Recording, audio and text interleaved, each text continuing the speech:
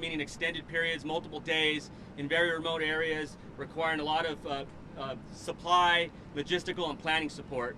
So the Angeles National Forest ordered up an incident management team to come in and assist us, and that incident management team took command of the fire just this morning at 0700. As of late, the fire is just under 5,000 acres with very limited containment due to the fire's continued growth and poor access for ground crews, as well as a limited number of resources available to us.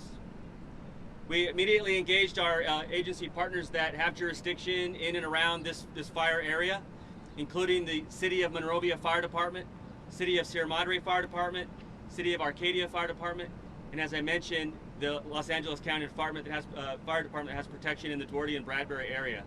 As you can see, in the overnight hours, this fire continued to grow and move down canyon, looking down the canyons of what we call the front country that neighbors those foothill communities that I mentioned.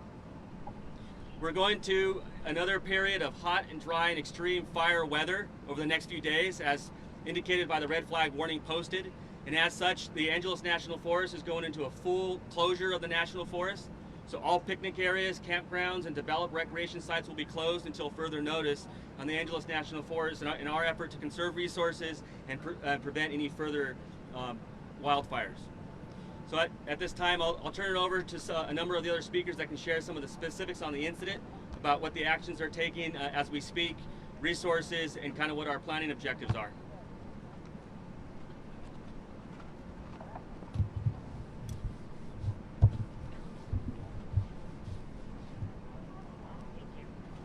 Okay, our next speaker, I've asked Scott Lynn. He's our fire behavior analyst. I'm going to talk a little bit about the weather and how that's going to impact our operations going forward. Scott?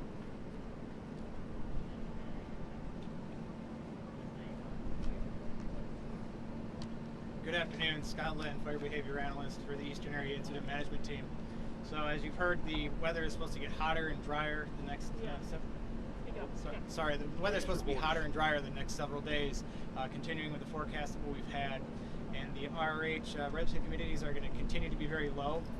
Forecasted winds are supposed to increase out of the east-northeast throughout the evening, and then as well tomorrow afternoon and tomorrow night.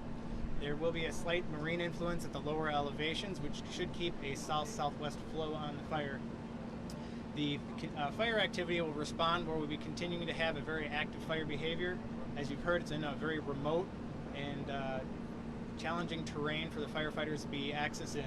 And so that will continue a pretty active fire behavior with the weather that we have, and we're continuing to be seeing that type of activity that we've observed in the past, continuing to see that as we move through in the future, in the next few days. After Wednesday, the forecast is supposed to cool down a little bit, still be above average, but we still will be under that hot and dry influence throughout the time. So we still have a few more days to get through these critical periods, the next couple of days, and then the fire weather should moderate a little bit, enabling a little bit more of an upper hand for the firefighters to take any opportunities then. That's all I have. Thank you.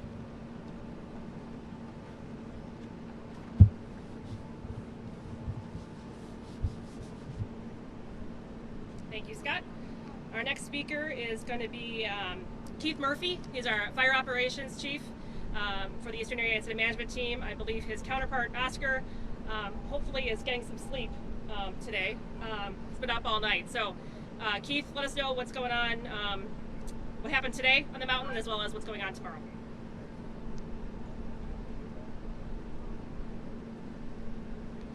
Afternoon, again, Keith Murphy, Operations Section Chief on the Bobcat Fire.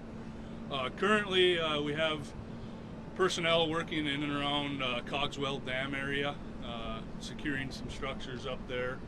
And our main concern for right now at this point is southwest of the main fire and the southern boundary along the forest boundary edge. So we have crews out there scouting potential line locations for trying to stop this fire. And like you heard Chief Bob say, that the terrain is pretty tricky, pretty tough, steep canyons. We can't commit people in there at this point in time until we get good eyes overhead. from aircraft, looking at where we could possibly place some control lines in there. So there are some bulldozers working today. 3 different bulldozers kind of in that southwest of the Cogswell Dam area, working on previously established lines that the forest has identified in there. So that's the main operations going on at this point. We are scouting out ahead of this fire to the north, every direction, to the south. We're concerned about the wilderness, but our main priority right now is the forest boundary along all the municipalities. So it's the southern edge of that fire coming down towards the municipalities. So that's what we're concerned about now. We're in close coordination with all of the municipality fire chiefs. We had 3 meetings this morning on planning accordingly if this fire gets active. Resources are trickling in, so I hope, anticipate we'll be able to get started on a little more activity on the fire, a little more suppression activity to help this thing out and try and get some containment on it. So with that, that's the updates for today. Thank you.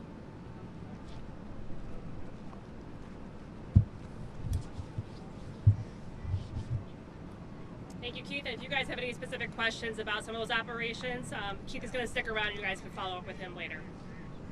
Our next speaker is going to be Commander Marks. Evacuations. Evacuations, you guys have had a long fire season. We understand, sometimes there's a lot of fatigue in some of our messaging. Evacuations are critically important. And we need the public, and we need you guys to really help us get that message out about making sure the public is prepared for any potential evacuations. So with that, I'm going to have Commander Marks talk a little bit about how that planning effort's going. Good afternoon, Commander Chris Marks, Los Angeles County Sheriff's Department. I'm here representing the Sheriff's Incident Management Team. Right now, we don't have any field assets deployed. We are in preparation and planning mode, along with our partners at Sierra Madre Police and Monrovia Police Department. We're making all kinds of contingency plans for the different scenarios the fire will present to us, and we'll have plans in effect and pre-position assets in the event we do need to evacuate and maintain security after the evacuations. We do ask the public, if you don't live in the area, please stay out of the area as the fire, if it does get closer, it's going to become ever more important for emergency vehicles to get in and out of the area, and residents have clear paths to evacuate. If you live along the foothills in the potentially affected areas, you have time now. Please make preparations for what you want to take with you if you do need to evacuate, and especially if you have pets or large animals, you have to make preparations. Please make those preparations now so that we are not all trying to leave and evacuate at one time. Thank you very much.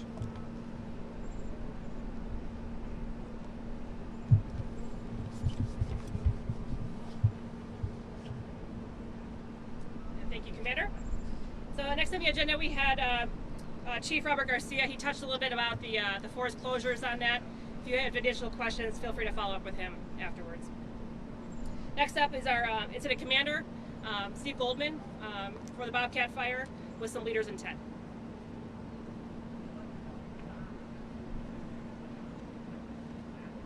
Good afternoon. My name's Steve Goldman. I'm the Incident Commander for the Eastern Area Incident Management Team for the Bobcat Fire.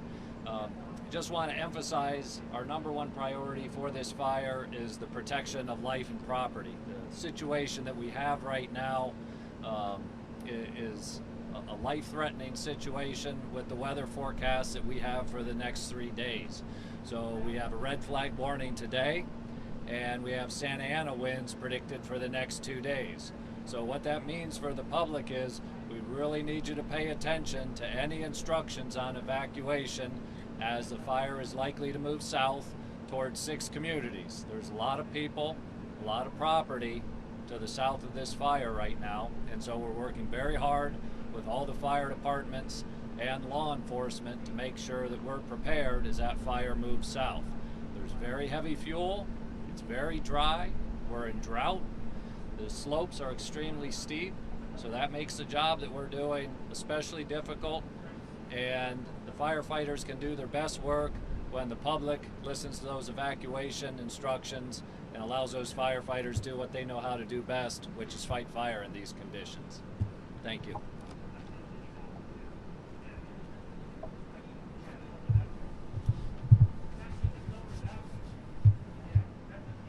Thank you, Steve. And lastly, I'm going to call up Deputy Chief David Richardson with the LA County.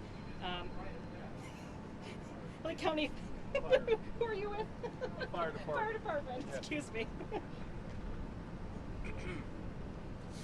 Good afternoon. David Richardson, Chief Deputy Emergency Operations for Los Angeles County Fire Department.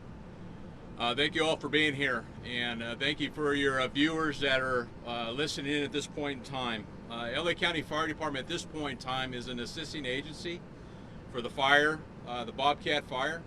I can tell you we've been working closely with the Angeles National Forest and our partner fire departments throughout the foothills.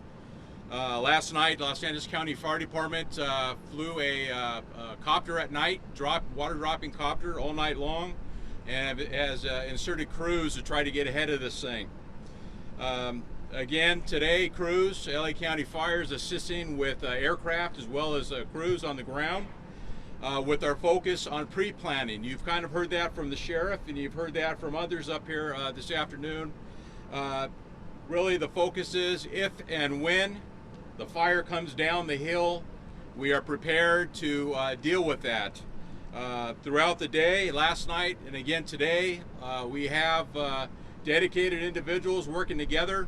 Los Angeles County Fire Department along with Monrovia, Sierra Madre, and Arcadia Fire Departments, as well as Pasadena, all on the same page, communicating and coming up with a plan to identify the number of resources needed if and when the fire does come down canyon. It's an important point in time to reiterate, because I know there's a number of warnings that have gone out to the communities in the foothills, is the Ready, Set, Go program.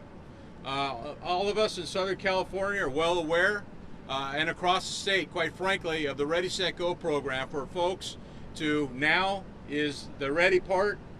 Get your family set, include your pets, medications, important records, and documents if in fact you have been identified in one of those foothill communities, and in fact you will need to evacuate once that evacuation order is given. Don't wait to get things ready. It's too late if that evacuation order comes and you need to leave. So prepare now. You have time to prepare now. Again, if and when that fire does move off the top of the mountain. Thank you.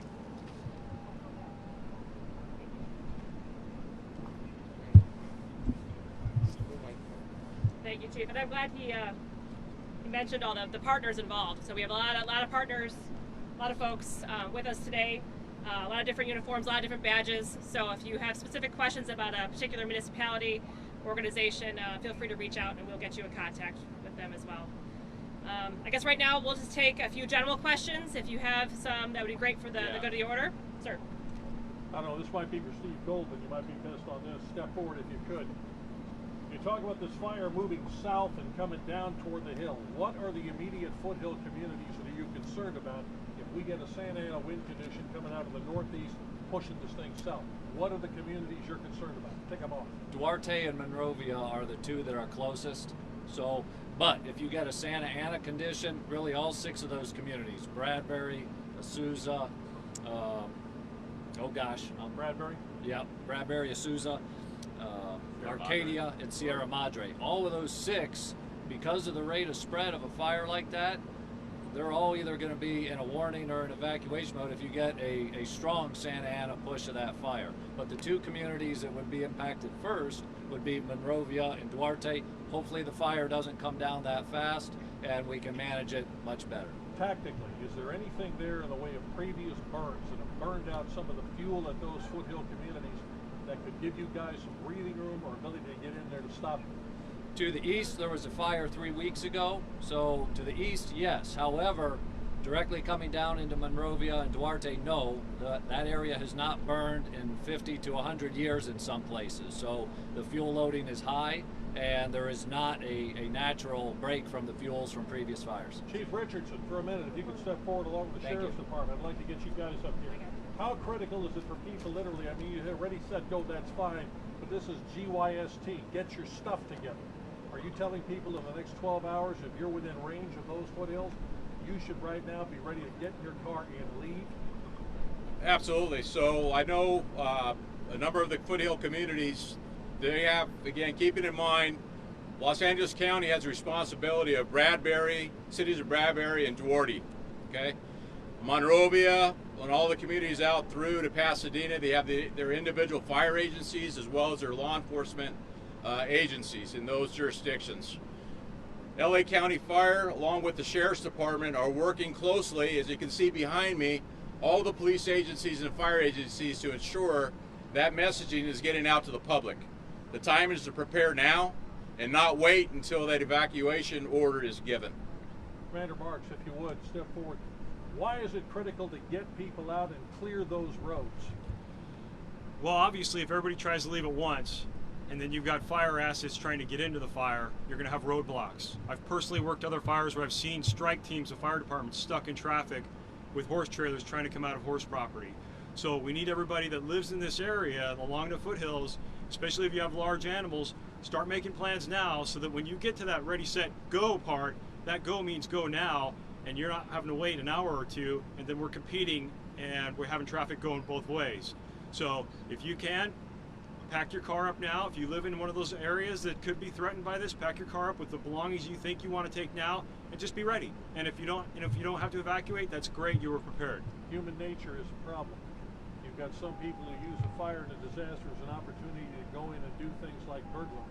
What message are you putting out to anybody who might decide to come in and be opportunistic thieves in those Right. areas? So that's why we're here now. The law enforcement presence is here now. Even though there's not evacuations, we're here now making preparations, coming up with missions, and deciding how many personnel we're going to need to evacuate, maintain traffic control, and then maintain security of any area that's evacuated. So we'll have all those plans in place. We'll have the amount of people we'll need, and we'll put it in place. And so those homes will be protected. Generalized warning. If anybody does not live up in their area and they're in there after an evacuation order is given, you're going to be giving them a real hard look. That's right. Once it's evacuated and we've locked that area down, nobody comes back in, and we'll have patrols within the area looking for anybody that's out in that area. So I think Thank the you. key message right now, Peter, is that you need to get the message out for us.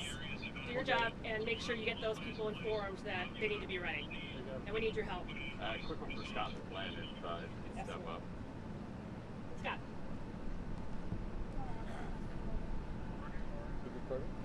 Just in terms of probabilities and the behavior of this fire, we know that as the winds come from the north, or from the east, northeast, that it's going to funnel down some of these canyons.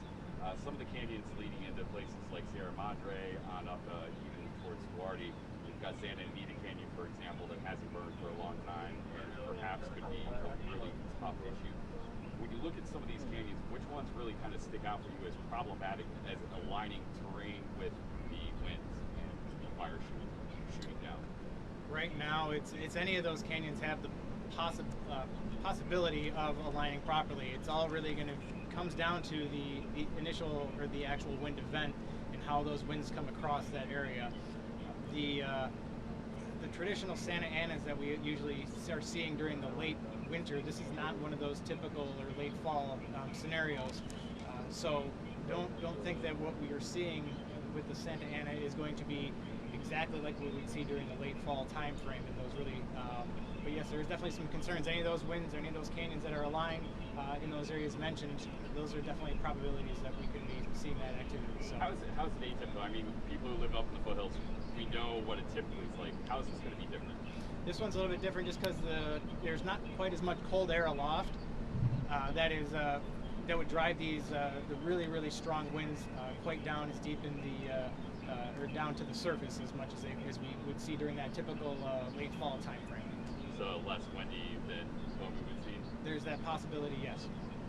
Gotcha. And then just real quickly, in terms of what could potentially burn from a vegetation standpoint towards the observatory and towards the Angeles Crescent Highway, what does that look like? Right now, with the predominant winds for the area, we have more of a west-southwest push or southwest wind, which typically would push that fire away from that more in towards that San Gabriel wilderness area. And so the fire behavior moving up towards the western side of this fire would be more of a flanking fire, not quite as extreme as you would see heading off in those other directions towards the north and east.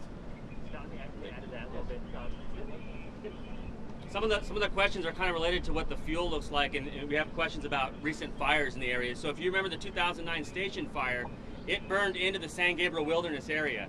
So where the leading edge on the north side of this fire is burning into, it's burning into that 2009 station fire. So one thing that helps with is it's a lot lighter fuel load compared to where it is on the south side. We talked about fire history. The canyons that this fire's lined up with, Monrovia Canyon, Santa Anita Canyon, Little Santa Anita Canyon, those canyons have not burned since 1957 on the Monrovia Peak fire. So that can give you some kind of idea of how many years and decades of fuel loading and fire intensity could be burning in that area. And so when you're looking at not only the wind and the weather forecast, how that lines up with topography, these canyons are lined up in alignment with the north wind. They run north and south. So that's going to present us some challenges. But really, the area burned to the north in the wilderness area is a lot lighter fuel load, and it's going to give us an opportunity to catch that in that lighter fuels, where we're going to be really challenges on the south side. And there are questions for the order. Okay, thank you very much. We'll mingle. Yes. Spanish? Someone in Spanish? Somebody. We'll talk. Yeah, perfect. All right, thank you very much for coming. I appreciate it. We will keep you updated. The most current information is going to be posted on InstaWeb. Search Bobcat. And be advised that there's also a Bobcat Fire in Montana. So make sure you look at the one in California. Thank you.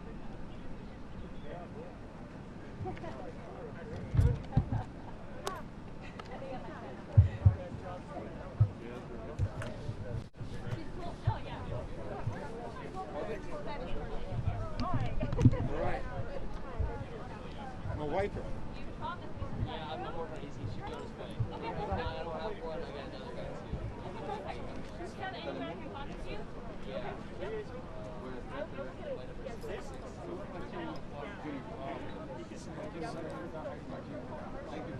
When you're on your way out, yeah. Down there, past this little John's, is a refrigerator shop. Walk it through the ice. Yeah, mine's on his way, but David.